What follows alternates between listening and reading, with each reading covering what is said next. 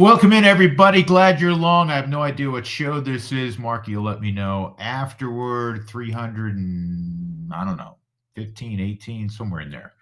But glad, as I said, that you're along with us.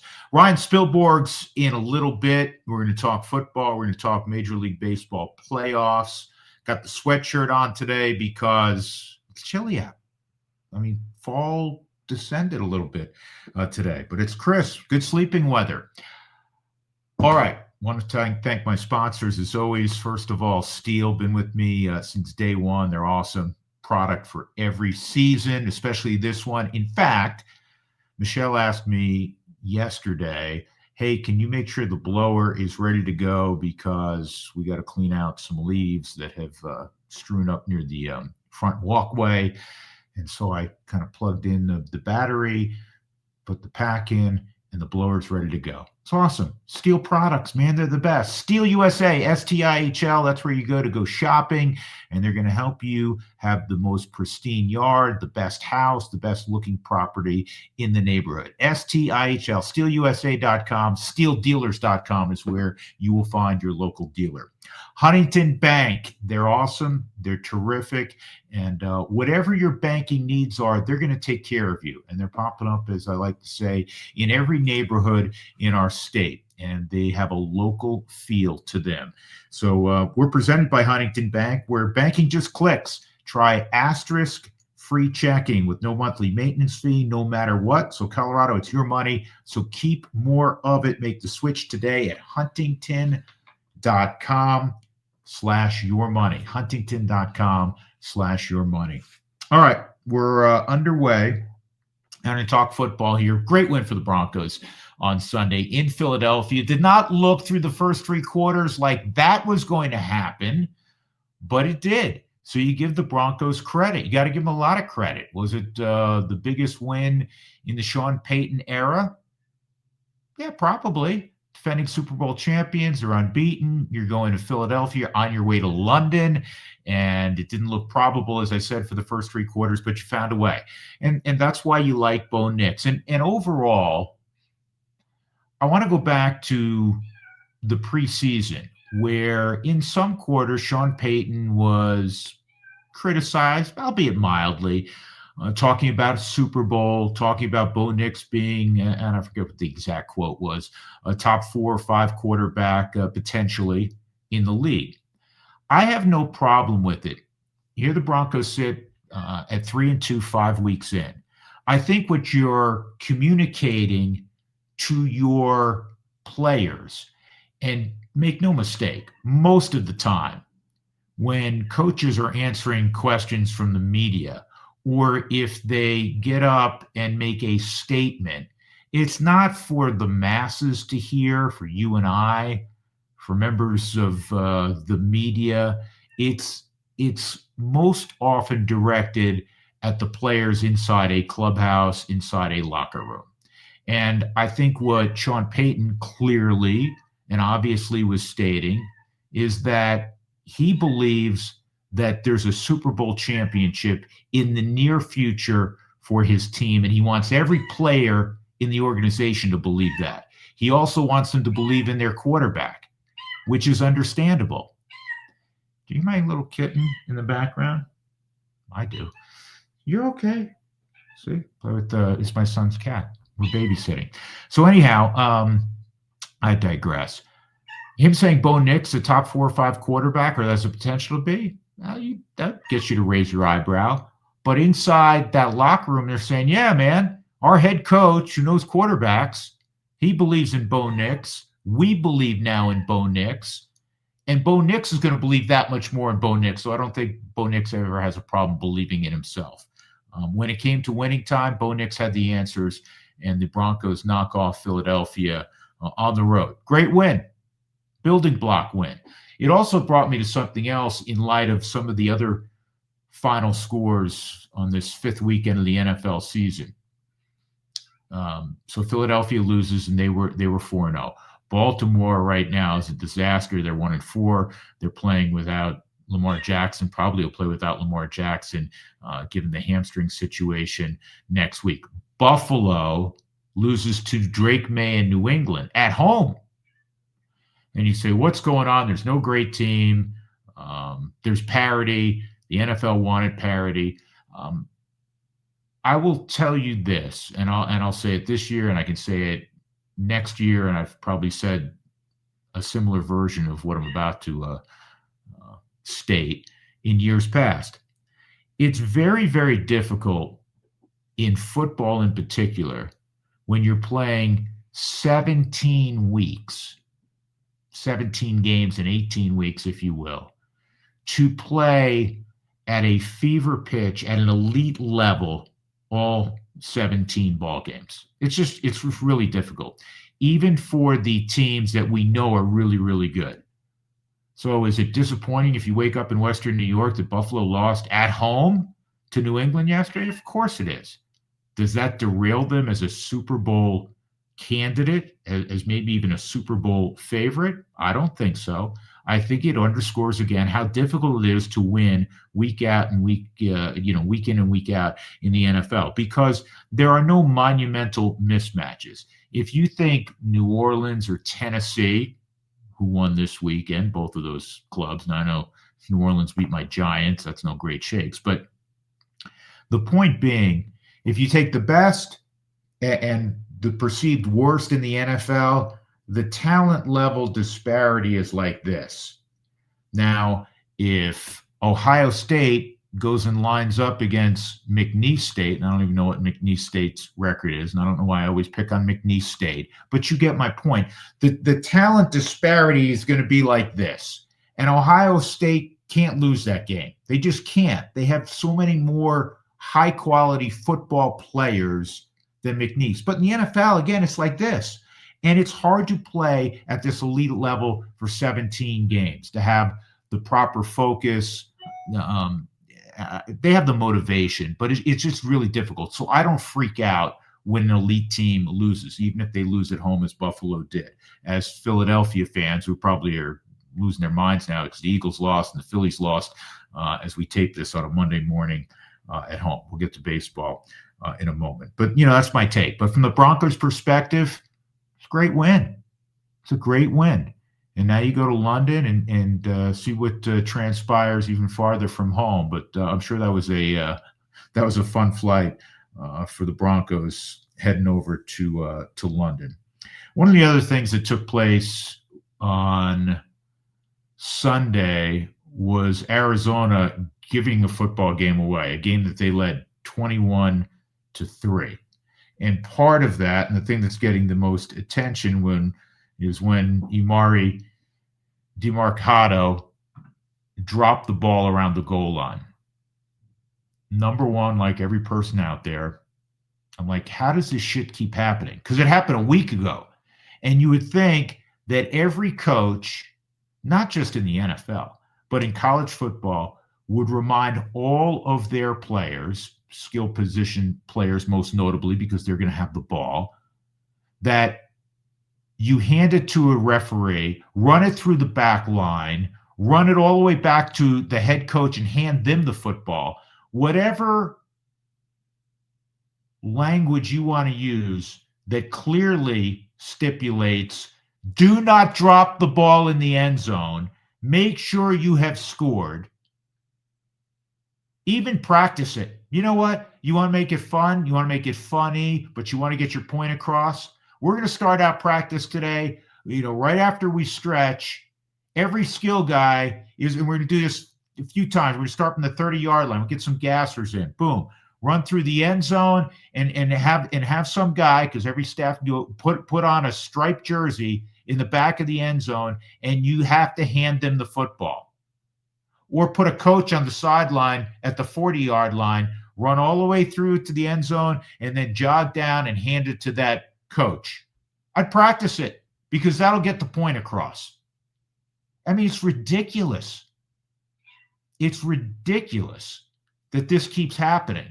Now, by the same token, I will tell you that they took that touchdown away from Arizona, and I watched the replay, and maybe most of you watched the replay. I'm not so sure that the ball didn't break the plane before he dropped it. and it was a runaway 70-yard touchdown. So there's a part of me that's like, I can't believe this is happening again. That's a big part of me, just like for all of you. But there's also a part of me that's like, okay, he probably broke the plane of the goal line. Give Arizona the touchdown. But it's amazing, honestly, that it keeps happening. It's ridiculous that it keeps happening. College football. How in the world does Penn State lose to UCLA? UCLA got blown out at home by New Mexico, with all due respect to the Lobos. They were 0-4. They just fired their head coach a few days ago. Tim Skipper takes over. He had like 2 days to put in a game plan. Rick Neuheisel's son, Jerry, had 2 days to become the new play caller and offensive coordinator. And lo and behold, they kicked Penn State's ass. Now, I saw early on they were up, I think it was like 21-6 or 27. I think it was 27-6 at halftime. Penn State scores 2 quick touchdowns in the second half, and you're like, okay, they got the wake-up call. They were sleepwalking in Pasadena. Not good, maybe understandable, especially after that Oregon game, the hangover loss. They're going to get their act together, and they're going to score, 35 points in the second half, and they're going to get away with a win. And in the aftermath, James Franklin will say, yep, you know what? We got out-coached. We weren't prepared to play in the first half, but thankfully we learned this lesson in a victory. Well, they didn't. They lost. It's a team, again, that fired Deshaun Foster last week, 3 weeks in. Coaches don't get fired typically 3 weeks into a college football season, or 4 weeks, whatever it was. And Penn State now, under James Franklin, they can't win the big one, and now this is one of the worst losses I can remember in Penn State history. And I don't know James Franklin. I don't think he should get fired. He's a really good coach. They have unbelievable facilities. They really have great players. They went out and signed away Jim Knowles from Ohio State, paid him over $3 million to run their defense. Their defense got schooled at UCLA. It's shocking. It's shocking when a college football team at that level, just like we were talking about in the NFL, it's like this, loses to a UCLA team that should be at a higher level, but is not. I read that there was something like a 61% chance prior to their victory over the Nittany Lions. There was like a 61% chance that they were going to go winless this year, 0-12. So that's I need not tell the backers of Penn State how horrendous a loss that is. The other note from college football that jumped out at me, let's go back 5 weeks ago. The preseason number 1 team in the nation was the Texas Longhorns. The number 2 team in the nation was the Penn State Nittany Lions. Texas lost this week for the second time. Penn State lost for the second time. And they both are out of the top 25. Think about that. 5 weeks ago, the top 2 teams in the country in the preseason AP poll are no longer, not that's in the top 10, not in the top 15, top 20. They're out of the top 25 poll. The poll is fluid. Do I really think that there are 25 better football teams in the country than Penn State and Texas? I do not. But that's precipitous fall for Horns fans and Nittany Lions fans. All right. More on college football. Colorado, another situation where they play a pretty good first half. They're up by a couple of touchdowns, and then they lose because their second half, they've been outscored this season by, I don't have it in front of me, it's by almost 40 points, 30 some odd points. They've been outscored in the second half. Some of that coaching, yeah, it falls on the head coach. I think Deion Sanders understands that. And by the way, we wish Deion all the best. He has some issues. He thinks they're blood clots. We wish him all the best. That's far more important than wins and losses in football. But, Colorado now, after the first 2 years, He had his son, naturally, his sons, plural, but, the focus on Shador. He had Travis Hunter, and now you're making the transition with, again, a whole new roster because he basically, not saying he doesn't recruit 18-year-olds, but it's just a handful of 18-year-olds, and he's going in the portal and trying to develop chemistry, trying to develop an esprit de corps, a togetherness when it comes to Saturday. It's hard when there's always new bodies. Hard to get that chemistry. They haven't been a good second half team, and they haven't beaten anybody yet. Colorado State, more of the same. They went out to San Diego State, and a team that scored 6 points last week, a team that is not great by any measurement, and they were struggling offensively, and they boat raced Colorado State. And now it's pretty much a fait accompli that the Rams will be looking for John Weber, their AD, will be looking for a new head coach. I'm sure he already is doing his research on that. But for those crying for a buyout, this is Colorado State. This isn't Ohio State. This isn't the aforementioned Penn State. This isn't the SEC school. Even at $1.5 million, which is chump change to those aforementioned schools, they ain't buying anybody out here in October. They'll wait to December 1st, and they'll save the $1.5 million, and then they'll begin the search. I do not, for the life of me, know why it went so wrong up there with Jay Norvell, a guy, again, I've said this many times, a guy who I thought was going to be a really good hire. Guy who's a good person, guy who's had success as a coach, but it's been a disaster. It's been an absolute disaster, and it's embarrassing. I'm sure I know this because I check in on social media and I talk to other people that, are close to the program. It's been an embarrassment, and there are no more cards to play. He's done the quarterback card. He's done the play calling card. They're just no good. And I don't know how many schools out there they could beat. I mean that honestly. I do not know how many Division I schools Colorado State could win a football game against right now, which is sad. Air Force, great battle with the Naval Academy. They lose in Annapolis by a field goal, 34-31. I watched a good portion of that game. It was entertaining. It was back and forth. Air Force always resilient, so I'm going to reserve judgment on how their season plays out. It's been a couple of years now since we've seen, for Troy Calhoun, a great version of the Falcons. And, overall in the state, because I think we all love college football, and the Broncos are doing, coming off that win, everybody's upbeat, right? But boy, I'd love to see college football be really relevant again. It was with what transpired with Coach Prime, at least initially, those first few games 2 years ago. Last year, nice step forward, 9 wins. But you want to see that school, and it's going to fall on Colorado, right? Because they're in the Big 12, because they have the best resources to be legitimately a top 10, top 15 program. I long for that, man. We're going up to Boulder. It's not just, the beauty of the Flatirons and the beauty of the campus in Boulder, but it's more about, all right, let's get inside the, Folsom Field early, because this is a huge matchup. This is a top 15 matchup, a top 10 matchup.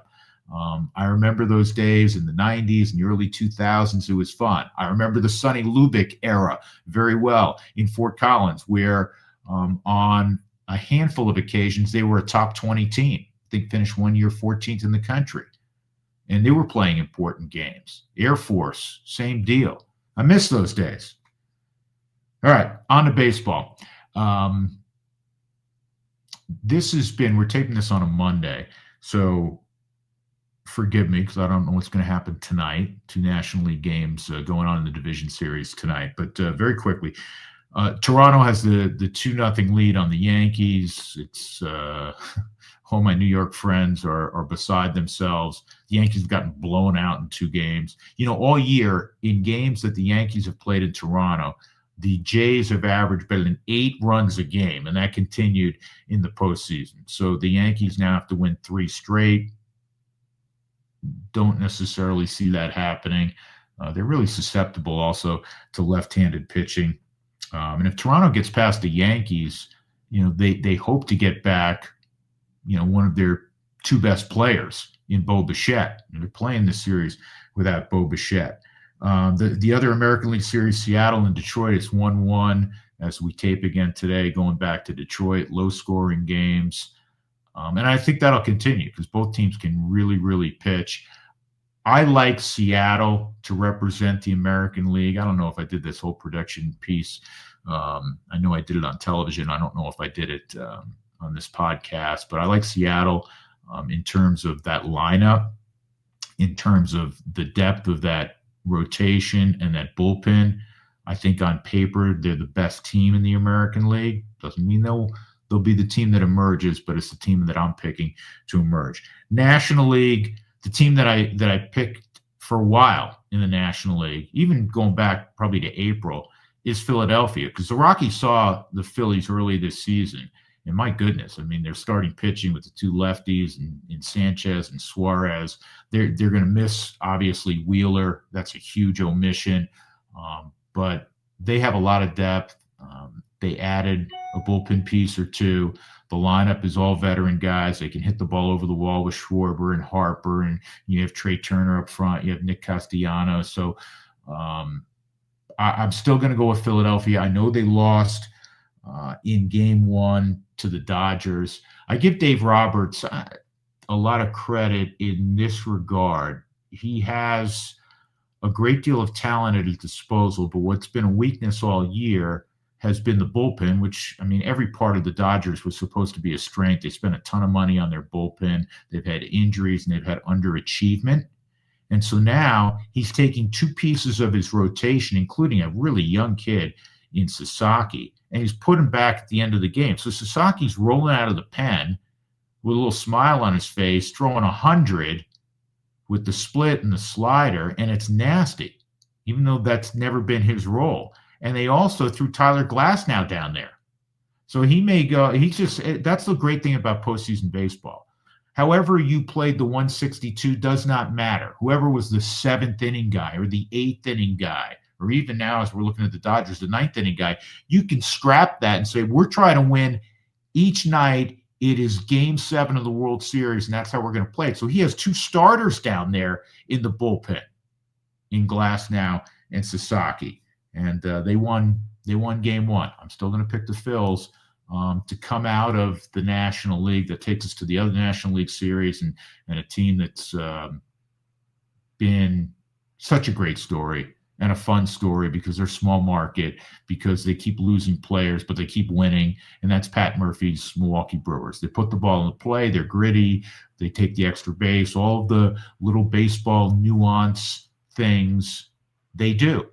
And they won Game 1 against the hated rivals, the Cubs. By the way, the first time these two have ever matched up in the postseason. 90 miles separates Chicago geographically from Milwaukee. I think Milwaukee gets by the Cubs. I'm still going to pick the Phils, but it's fun. It's a really fun time of year. One other note, that Seattle-Detroit series, going back to Detroit. Detroit finished the season horrendous at home. I mean, talk about limping into the postseason, but slate swipe clean. They weren't playing well at home. I think they've lost 7 in a row at home. And Seattle, for all of their talent, and they did come on late, they were a really poor road team this year. But probably none of that actually matters. All right, now to the Rockies. We know where the Rockies are. We know that they dismissed Bill Schmidt last week, and now they're in the process of looking for a new leader of baseball operations. So I thought I would get together with one of my partners, Ryan Spilborghs, who obviously has been involved in this sport for a long, long time, first and foremost as a player. He's covering the postseason, not only for MLB radio, but he's also going to do, I think he tells us, one of the championship series. He's doing the World Series on the international feed. So I'm proud of my partner. But he's also somebody that's always really candid. And so we have a candid conversation about where the Rockies are and where they need to go and what things need to be addressed. I think you'll find it informative. Ryan Spilborghs. I'm going to ask you a question that I get periodically in the off season. I'll be walking in King Supers and somebody will say, "Hey, great baseball fan." They'll say, "Are you going through withdrawal symptoms a little bit with the season being over?" And I kind of laugh and I'm like, "No, I love the game, but you need that 5-6 months in between. Your heart grows fonder and you're ready to go when spring training rolls around." So, Spilly, I'll ask you, man. Even though you're still working in the game right now, are you okay that the season ended? Yes and no. I mean, we get into this rhythm of the baseball lifestyle. I think my wife gets into the rhythm too, right? Like I've been home a lot, so going on walks with her and then trying to give her space. The fact that we have still baseball games and I'm still in it. It kind of scratches my baseball itch, but I'm with you. I mean, like there's a couple days after the season's over where you just kind of decompress and your body's like, thank God you're not staying up till 1 a.m., finding a late night meal and an adult beverage. So like, I think physically my body loves the time off, but I think mentally, just because that rhythm is so like it's nonstop since February. And then to just stop cold turkey is such a weird experience. Like I'm not officially done until the World Series is over.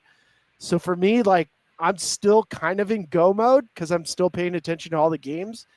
So I have not fully checked out of baseball, and I won't because I still have to work for the off season. But at least from that field, that's the thing that I don't think fans really recognize when it comes to broadcasting on a live game is that we get these adrenaline rushes. We get, our brains cooking. We're thinking at a very high rate, and to just stop that, because I mean, there's an intensity there, right? When we're doing a broadcast, you're trying to analyze a game in real time. Your emotions are with the game. There's a pressure about being on television or radio. You can't. Like you kind of need it. You kind of need that little fix. And when it's gone, it feels weird, right? Like your body's like, "Whoa, where is that?" And I can't replicate it. I can't replicate it until we get back in the season.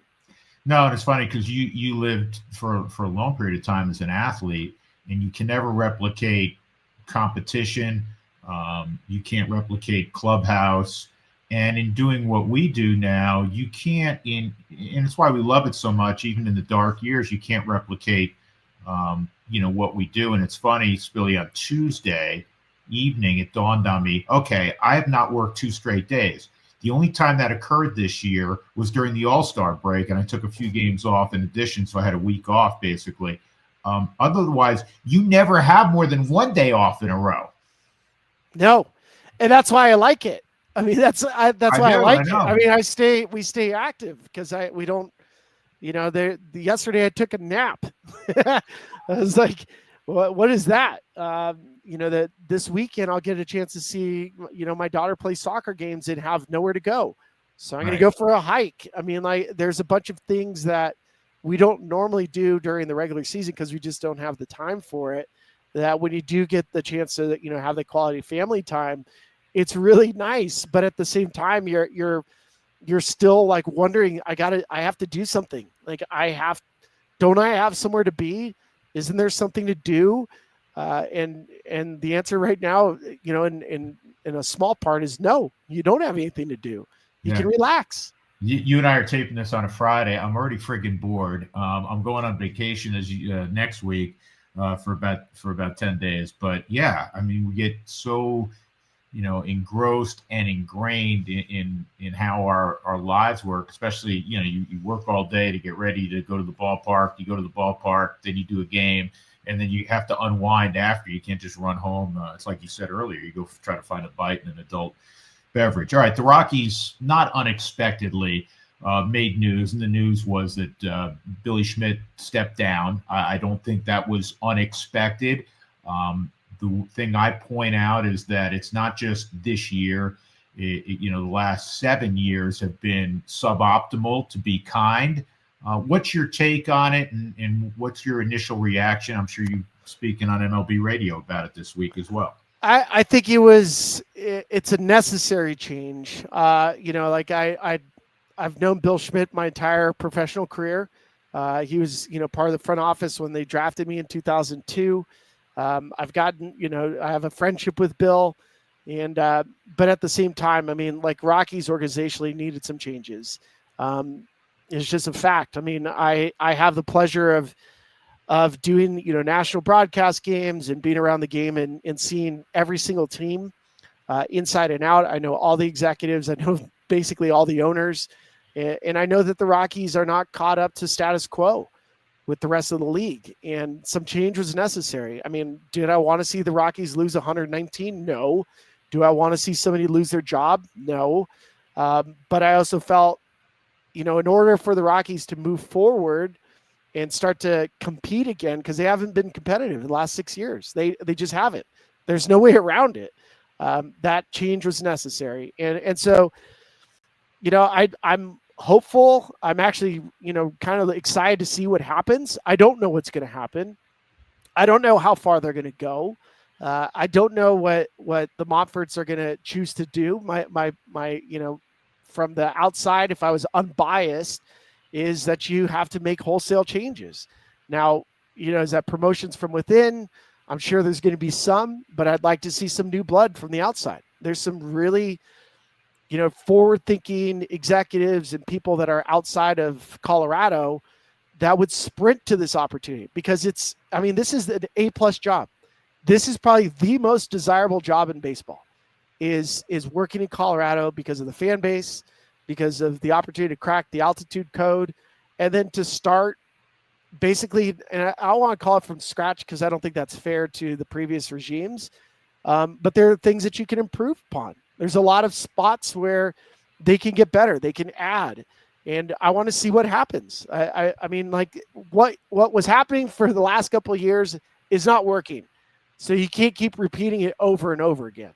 No, that's the definition of insanity. And after Billy stepped down, I did a podcast, and I mentioned something, and I credited you because you had clued me into this a couple of years ago, and I used Andrew Friedman as a reference point that this is a coveted job. And I had talked to Andrew subsequent to you telling me this, and I had an opportunity this summer, and he said verbatim what he told you a couple of years ago, that that's his dream job. And this is the general manager, president of baseball operations, whatever title. He runs the whole show for the Los Angeles frigging Dodgers, and he looks at, because these are bright people and it's like a Rubik's Cube, he looks at this, as do many others, like you described, Spilly, as, man, this is a great gig, not just one of 30. This is an interesting gig because you'll be celebrated forever if you can bring some consistent winning to the Mile High City.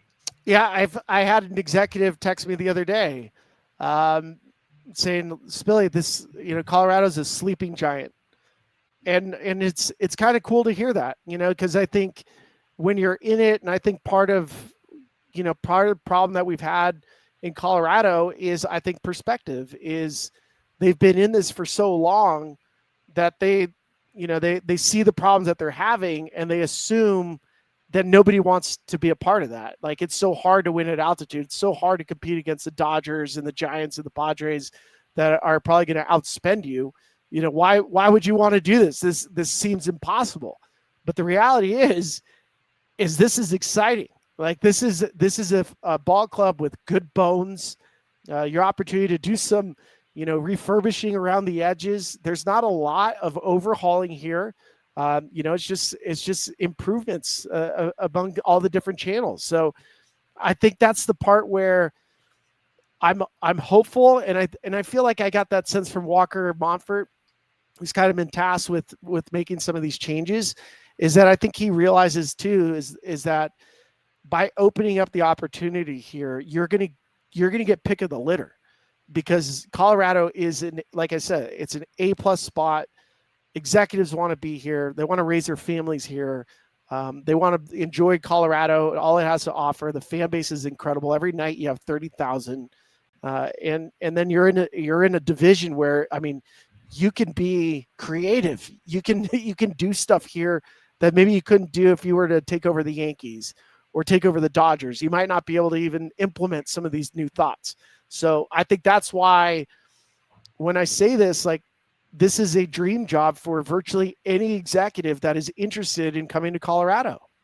What would your priorities be? I mean, you know the sport inside and out, and I know it, unlike maybe some other players that were in the game and now analyze, you really enjoy the building process, if you will, and studying, how teams like the Tampas, the Milwaukees, the Clevelands of the world, how they get it done when certainly they're not going to be able to spend like the Yankees and the Dodgers and the Mets. What would your priorities be, knowing as intimately as you do the Rockies organization? I think you start with the front office. I think you start with a think tank that is robust. People that have had success, maybe people that think outside the box. Technology is important. It's not the end all be all, but trying to earmark the players that have had success in Colorado. What type of pitchers do those look like? I've always talked about the front to back. Pitchers that we've seen being successful in Colorado, they come with different arm slots. Usually there's some carry to the fastball, extension, maybe get away from, the sinker slider type pitcher, go a little bit more, looking more for punch. Fly ball pitchers are not a problem in Colorado. We know that. Like, I've seen a lot of successful fly ball pitchers. And so I think it starts with the thought, like start with the group on how you formulate what you're looking to draft, the players that you're looking to acquire, what skill sets they have, how can you leverage platoon matchups, all these things that some of these teams that maybe deal with the margins, like Milwaukee. I like that you brought up. Cleveland's been fantastic at it. Have an identity of what you're looking for. We don't have an identity. I don't think the Rockies have had an identity for the last couple of years, ever since those two postseason teams. There was an identity to that group. They could bang, they could play defense. I think we've lost a little bit of that identity. I think the type of player that you're looking for, versatility, athleticism, put the ball in play. Those players look a little different than, the big, strong guys that the Rockies have traditionally kind of gone for. So I think you start with, all right, let's get an identity of what pitchers we want, what defenders and offensive players we want, what's the profile of our bench, and then build out from there. Start there. Do you think the organization, I think you kind of touched on this, and I've mentioned this in the past in this spot, if you will, that I almost believe that the organization has become prisoner to the Blake Street Bombers, because we always think back so fondly, these guys that, hit 30 plus, a multitude of guys hitting 30 plus homers a year. And it even trickled into the era where you were a centerpiece of, where there was a lot of bang. And yeah, that's wonderful. But in this day and age where the pitching is so extreme from a talent standpoint and a velo standpoint, all the things we know, that you have to look at things differently. And that's why I asked, are we still maybe trying to recreate something that does not really work in this day and age because it's too hard to find enough guys that can hit it over the wall and put it in play frequently enough? Well, I think it's expensive too. I mean, teams that have home runs are high payroll teams. I mean, that's the nature of it. It costs money to find guys that hit the ball over the fence. So, and I would shy away from free agents. I mean, like that's the way that I'm seeing the game. I think there's a lot more benefit to finding athletic players. Like, for example, the Brewers were 22nd in baseball in home runs, but they were top 5 in OPS. They were top 5 in stolen bases. They're an elite defensive unit. Like, they don't strike out. The Blue Jays this year, they're the toughest team in baseball to strike out. They really have 2 aircraft carriers with the Blue Jays, and that's Vlad Guerrero and Bo Bichette. But they've used their minor league system. They call up guys that kind of meet their profile. And I think there's a way, because what we've seen now, younger players have a bigger impact as far as their best years are usually earlier in their career. So, year 1, 2, and 3, when they're making league minimums, are usually like very productive years. You get into arbitration, usually it's year 4 and 5. That's usually the window where they're the most the productive. You get to year 6 and then possibly free agent. that's where you start seeing those costs get higher, but a diminished return. So would you completely stay away from long-term deals for pitchers at altitude? Yes, 100%. I think there's ways that you can make it work. As far as like and that's a good question too. It's like, you get a new car and you drive it, the tires, eventually you have to replace them. Well, at altitude, the tires you have to replace even faster. And so how do you manage that? Well, you have to make trades, or you don't commit long-term to a starting pitcher beyond year 5. And so like, I just think that where you find the free agents are usually shorter term deals, probably from the bullpen. If you're looking for a unique arm or something I've been begging the Rockies to do since I played in Japan in 2014 was, hey, get 2 Japanese relievers or get 2 Korean relievers, whatever. Get some of these opportunities of guys that the league hasn't seen pitch. Front to back, there's still velocity. There's still really good players, but you're taking a flyer. And then use your minor league system. There's a reason why you have a 40-man roster. Being able to, if you're on the 40-man roster and I'm having a conversation with you, you're going to be in the big leagues. If you're on the 40-man roster, you're a big leaguer. And the Rockies have shied away from that. Spilly, how tough is it in this day and age, going back to when you played and you could look at another young guy and go, you know what, that guy's going to be a player? Is it more difficult to assess? Because the basis of this question is, I thought at the start of this year, and I don't think I was alone, but my 2 cents was, shoot, based on what we witnessed from Michael Toglia, not to beat up Big Mike, last year, the final 3-4 months, I'm like, this guy could be a burgeoning star. I mean, a 30, 35 homer guy who plays Gold Glove caliber defense at first. And maybe that is again down the road for him. But this year, I mean, he'd be the first to tell you was a failure. Do you have trouble now looking at a guy, even a Jordan Beck, some of these young guys, and go, oh, that's a star? Because we know you don't lose 119 games if you're not devoid of talent. So I was taught really young not to write off a guy just based on one bad year. There's adjustments, there's things off the field that you don't know if they're dealing with. It could be a physical problem, an injury. You don't want 1 year to define a player. You also don't want to overcommit based on 1 year. There's plenty of examples of a guy that's had one solid year in the big leagues and then couldn't repeat it. So, you got to give yourself some grace, or give the player some grace to prove it, without writing them off right away. Some guys develop slower than others. Some develop faster. Like in the case of Brenton Doyle, what a great example, right? I don't think the Rockies realized that they had, when they called him up in Cleveland a couple of years ago, that they had a Gold Glove center fielder, and that he was going to be somebody that could be an impact bat. He was kind of, at that time, he was there to fill. And before you knew it, you're like, oh, we got a Gold Glover and we got basically an everyday player. That happens. I mean, that happens all the time. And regardless of where you're drafted, I don't think where you're drafted really matters. I've never felt like, I was a 7th rounder. There's plenty of examples of guys that have been drafted late, deeper into the draft, that end up being, phenomenal players because they developed at their own pace.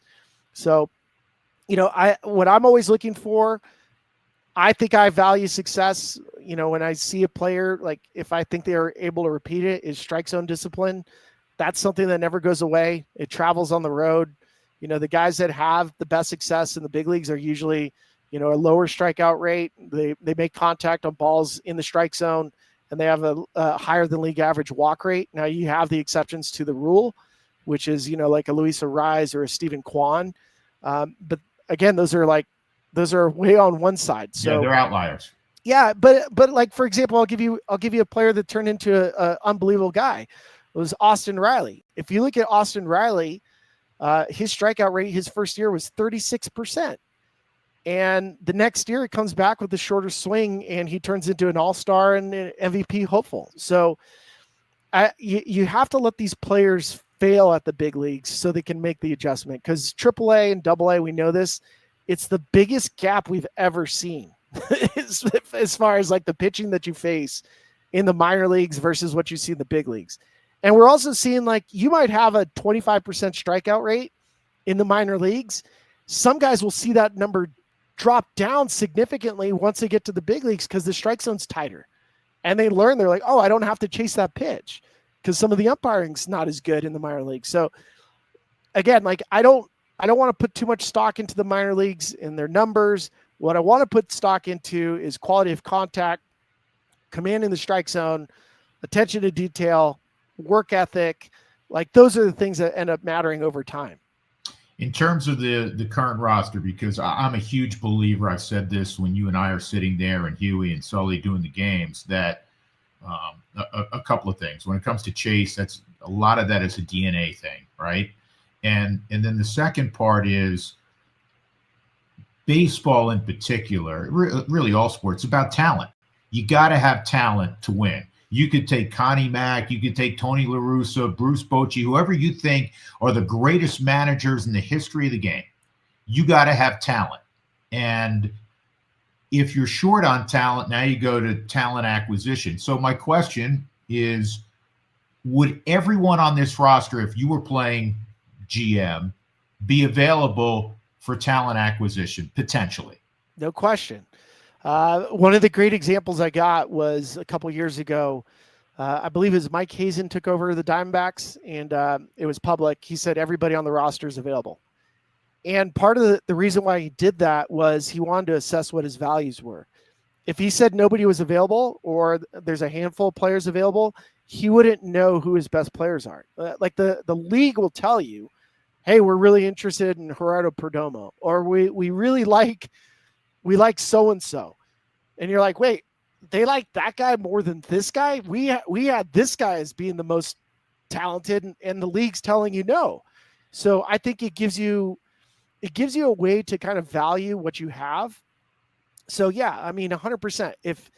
If I was in charge as a GM or whoever comes in, I think the first thing they're going to say is we're open for business. And they're taking phone calls to figure out, well, what is the value of Ezekiel Tovar? What's the value of a Brenton Doyle? What's the value of a Michael Tolia? What's the value of it? You just have to know, because if you know, then you're like, okay, these players are actually higher up on our list than we thought. If you don't do that, you don't know. You will never get a clear understanding of what the prices are. Yeah. And so I think that's just a natural thing that a GM or president of baseball ops has to do. It doesn't mean you're going to trade them. It just means that they're getting a value. They're evaluating their team. You know, one of the characteristics of the Rockies in this regime has always been, let's be honest, under Dick Monfort, is that they are too loyal. And it's a wonderful characteristic. I mean, if you think about it from a friendship standpoint, if you think about it from a family standpoint, another business, any other business, you go, yeah, that company is really loyal to their employees. What a wonderful characteristic. Yeah. Yet here in the sports world, we get frustrated when there aren't enough wins and losses. And you were exceptionally popular when you played. The good thing is when you played, you guys won a lot. And so now you go take a Ryan McMahon, who couldn't be a better human, who gave his all every day to the Rockies. Guess what? At the end of the day, it's sports. So if you're winning, and yeah, Spilly's not here anymore, or Rymac's not here anymore, but you're winning, they'll put their arms around the new batch of guys and they'll learn their names as well. There's no question and I do appreciate that characteristic that Dick has. I love it. I mean, like the fact that he is loyal, I think is a quality. It's not a detriment. I think also at the same time is you only know what you know. And in Dick's case, I don't think he's 100% aware of how much his players have value to other organizations and how you can improve. And so, you know, when you draft and develop players within your organization, you fall in love with the guy. You do. Like you get to know their personality, their wife, their kids, how they work. You watch them grow. And it's really hard to watch your kid that you've raised go somewhere else and be raised by another group and maybe have success over there. So I understand why, you know, at a time with this Rockies organization who says they're draft and develop, who's actually done a pretty poor job in the last 10 years, and the numbers back it. It's not an opinion, it's fact. I think part of that is the loyalty. And just because you're trading a player doesn't mean that you weren't loyal to the guy. That's where I think the big separation is going to be. And the new job that comes with the president of baseball ops is being able to communicate that to ownership, saying, I know we're getting rid of this guy and you love him and he's a good player, but we're going to get 2 players in return that are going to be fantastic. And you're going to love these guys just as much as you love that guy. And you can still love him and you can still send him a Christmas card. But as an organization, in order to move forward, you have to get a roster that is filled with big leaguers. And I don't think the Rockies have had a roster filled with big leaguers for a long time. I'll real quick, because I know you got to fly here.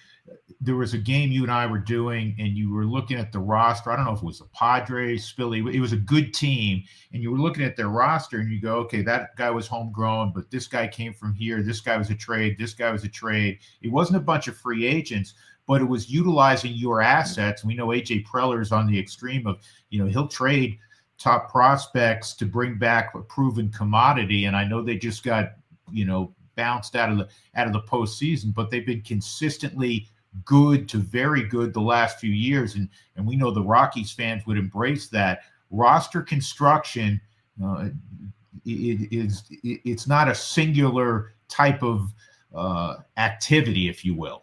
No, and that's an extreme case, just like Dipoto with Seattle. I mean, very extreme cases of using their farm system and the players that they have to acquire players that they can't produce. Again, I'll use Mike Hazen as an example. People have asked him, like, how have you gotten such great catchers in the last couple of years? Because they had Carson Kelly, and then they had Gabby Moreno, who's a really well regarded catcher. And Mike goes, I don't know how to develop a catcher, so I trade for him. And like having that perspective, understanding like, hey, we are really good at developing infielders. We haven't been great about developing a catcher, or we haven't been great about developing, consistent hitters from the outfield. You trade for him. Or pitching, right? Like they've done a good job in developing relievers, but we haven't seen the next wave of good starting pitching. So maybe you trade for him. Maybe you find a partner that hasn't been good at developing outfielders and you make that your partner. So, that's where some of these other organizations that have been creative as far as trading, acquiring talent, and going back to AJ Preller. AJ Preller is probably the best in baseball as far as using the draft. He has been unbelievable. You see the finds that he gets over and over and over again, which allows him to make big splashes come trade deadline and even in the offseason. Like he traded away Trey Turner. He's traded away Juan Soto. He's traded away Mackenzie Gore, CJ Abrams, James Wood, this DeVries kid, but he's gotten returns on those players. And that says a lot. Yeah, it also says a lot that he has been able to draft, like you said, guys that become really, really coveted. Not just, well, he's a marginal prospect or the jury's out on him. And I'm really excited next, spring when we're down in Scottsdale looking at Griffin Herring, the left-handed pitcher who came from the Yankees organization. He was one of the top minor league starting pitchers who came in the McMahon deal. I mean, that gets you excited. Spilly, real quick, tell everybody what your pod is on here as well on Mile High Sports. How often do you come out? I haven't been doing it lately because I just got super sidetracked with all my timing. And then usually when I come home, I'm too loud when I record the pods, but I'll get it going again. Right now I'm just doing MLB Network Radio on Sirius XM, and then I'll cover the postseason for the American League Championship Series. We do a pregame show on the field for 3 hours, which is super fun. And that'll be my 8th year doing it. So, watching, I basically get to travel with the team that wins the American League. It's awesome. It's awesome. I've seen some unbelievable moments. And then this will also be my 3rd year doing the international feed, which is the World Series. So Dave Fleming and I will call those games. It's going to be great. Last year we had Dodgers-Yankees. We had like 10 billion eyeballs on that one. So, it's fascinating, folks. If you don't know how the international feed works, and I give Spilly a lot of credit, in the 1st inning and the 9th inning, they do the broadcast in English, but then they pick a language each inning. Like They do Spanish in the second. Spanish, yeah. They did Italian, Portuguese in the third, right? Yeah. Japanese in the fifth. It's crazy. Yeah, it's really wild, and how quickly you became semi-fluent in all those languages absolutely blew me away. I will give you a word. I will text you each ball game during the World Series, one vocabulary word in each language, naturally, to look into the broadcast. You're the best. I know you're busy. Best to Stacy. She'll probably want you out of the house completely about a week from now. So I'm just giving you a heads up on that. All right. Have a good, safe trip too. Enjoy your vacation. Thanks, brother. All right, man. See you, man. See you, dude. All right. Big thanks as always to Spilly. And we're going to do it again in the next several days because I'm taking a little R&R, going on a bike trip overseas. So this next show may or may not emanate from somewhere overseas, or I may just wait a couple weeks to talk to you on the other side, and we'll have a lot to talk about, I'm sure. Take care, stay safe, stay well. I appreciate you. And big thanks to Alex and Marky on the production side of this. Talk to you soon.